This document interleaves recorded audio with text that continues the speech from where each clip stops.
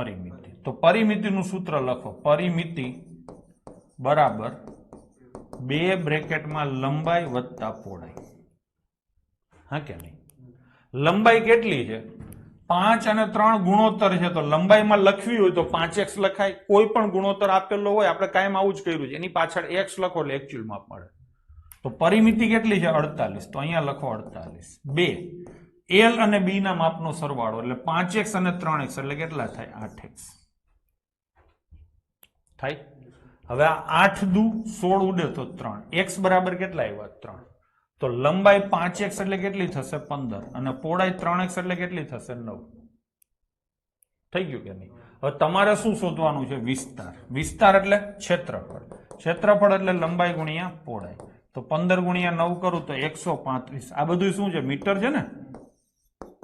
તો જવાબ શું આવશે? મીટર સ્ક્વેર અથવા તો ચોરસ મીટર. તો 135 ચોરસ મીટર એટલે જવાબ શું કરશો? ઠીક, આમાંથી કોઈ પણ નહીં. પેપર સેટરની